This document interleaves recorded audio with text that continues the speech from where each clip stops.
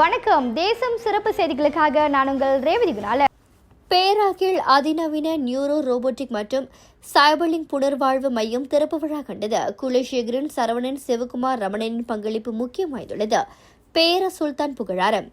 பேரா மாநிலத்தின் மேரு ராயாவில் அமைக்கப்பட்ட சமூக பாதுகாப்பு அமைப்பின் சொக்சோ அதிநவீன நியூரோ ரோபோட்டிக் மற்றும் சைபர்னிக்ஸ் புனர்வாழ்வு மையத்தை பேரா சுல்தான் நஸ்ரி முஹிதீன் ஷா அதிகாரப்பூர்வமாக திறந்து வைத்தார். இந்த மையம் நவீன மருத்துவ மற்றும் புனர்வாழ்வு தொழில்நுட்ப வசதிகளோடு உருவாக்கப்பட்டிருப்பதோடு பாரம்பரிய மலாய் கலாச்சார கலைநயத்தையும் உயர் தொழில்நுட்ப கட்டங்களையும் ஒருங்கிணைக்கும் வகையில் வடிவமைக்கப்பட்டது. தமது அரச உரையில் சுல்தான் நஸ்ரின் ஷா இம்மையம் ஒரு மருத்துவ வசதியாக மட்டுமல்லாமல் நாட்டின் புனர்வாழ்வு சேவைகளை மேம்படும் தொழில்நுட்ப நிலைக்கு உயர்த்தும் தேசிய கனவின் அடையாளமாக திகழ்வதாக குறிப்பிட்டார். இந்த மையத்தை பேராக்கில் அமைக்கும் யோசனையை முன்னாள் மனிதவள அமைச்சர் குலசேகரன் 2018 ஆண்டில் முன்வைத்ததாகவும் பின்னர் டத்தோஸ்ரீ சரவணன், சிவகுமார், ஸ்டீவன் சிம் ஆகியோர் தற்போதைய மனிதவள அமைச்சர் டத்தோஸ்ரீ ரமணன் ஆகியோரின் தொடர்ச்சியான ஆதரவின் மூலம் இந்த திட்டம் நிறைவேற்றப்பட்டதாக கூறினார். வணக்கம்.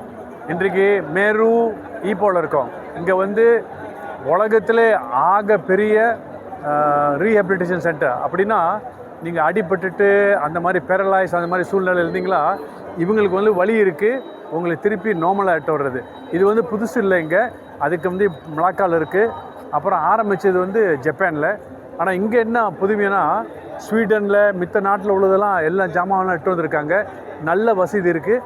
ஆனால் ஆக முக்கியம் சொக்ஸோ ஆளுங்களுக்கு தான் வாய்ப்பு கொடுப்பாங்க. ப்ரைவேட் ஆளுங்களுக்கும் வாய்ப்பு கொடுப்பாங்க. ஆனால் நீங்கள் சொந்தமாக காசு கட்டணும். ஆனால் எல்லா சலுகை நல்லா இருக்குது. A1 இருக்குது. இந்த செலவு பண்ணது ஏறக்குறைய மோர் தென் 1 பில்லியன் ரிங்கிட். இது ஏறக்குறைய 100 ஏக்கரு. ஆரம்பித்தது நான் அமைச்சராக இருக்கும் போது, மனிதவள அமைச்சராக இருக்கும் போது 2018 அரசாங்கக்கிட்ட அனுமதி கேட்டு சுல்தான் ரொம்ப உதவி செஞ்சார். அவர் தான் இந்த நிலம், ஸ்டேட்டோட நிலம் எடுத்து எங்களுக்கு உதவி செஞ்சு கொடுத்தாரு. உடல் ஊனமுற்றோர் அல்லது கடுமையான காயங்களுக்கு உள்ளானவர்களே சமூகம் சுமையாக கருதாமல் அவர்களுக்கு வேலைவாய்ப்பு மற்றும் சமூகத்தில் மீண்டும் இணையும் வாய்ப்புகளை வழங்க வேண்டும் எனவும் அழைப்பு விடுத்தார். இந்நிகழ்வில் மையத்திற்கு சுல்தான் நஸ்ரின் ஷா பிரிகேசோ புனர்வாழ்வு மையம் என பெயரிடப்பட்டதோடு அதனை சுல்தான் நஸ்ரின் ஷா அதிகாரப்பூர்வமாக திறந்து வைத்தார். தியாகராஜன் சொக்கலிங்கம். நான் முன்னாள் மனிதவள அமைச்சர் திரு குலசேகரன் அவர்களின் சிறப்பு அதிகாரியாக 2018 2020 வரைக்கும் இருந்தேன்.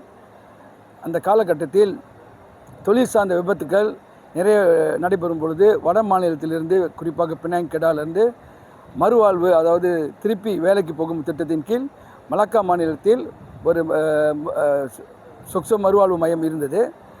அப்போ அதன்படி திரு குலசேகரன் அவர்கள்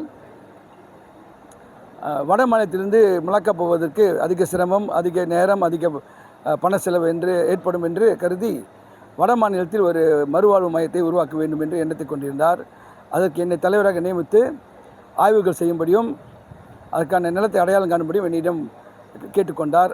அதன் தொடர்ச்சியாக நாங்கள் பல மாநிலங்கள் சென்று இந்த மறுவாழ்வு மையத்திற்கு வேண்டிய இடங்களை தேடும் பொழுது சுங்கேசிப்பீட்டிலும் ஒரு இடம் கிடைக்கப்பெற்றது.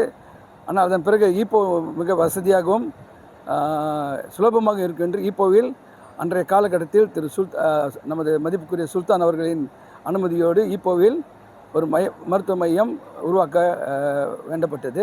இத்துடன் இன்றைய செய்திகள் நிறைவடைகின்றன. மேலும் பல ஆன்மீக செய்திகளை தெரிந்து கொள்ள தேசம் டிவி மலேசியா யூடியூப், டிக்டாக் மற்றும் இதர சமூக வலைத்தளங்களை பின்தொடருங்கள். உங்களிடமிருந்து விடைபெறுவது நான் உங்கள் ரேவதி குணாலன். மக்களோடு தேசம், தேசத்தோடு மக்கள். நன்றி, வணக்கம். ஒரு வீட்டுக்கு ஒரு பட்டதாரி எனும் நிலை போய் ஒரு வீட்டுக்கு பல மருத்துவர்களை உருவாக்கும் நடவடிக்கையில் இறங்கியுள்ளது எய்ம்ஸ் பல்கலைக்கழகம். இந்திய மாணவர்களின் எதிர்காலத்திற்கு அடித்தளம் அமைக்கும் எய்ம்ஸ் பல்கலைக்கழகம் MIED வழி மாணவர்களின் பொருளாதார பிரச்சனையை கல்வி உபகார சம்பளம், கல்வி கடனுதவி மூலம் தீர்த்து வைக்கிறது. எய்ம்ஸ் பல்கலைக்கழகம் தரத்தில் உயர்ந்தது, போதனைகள் சிறந்தது, மாணவர்களுக்கு நிலையானது. இன்றைய நாடுகள் எய்ம்ஸ் பல்கலைக்கழகம்.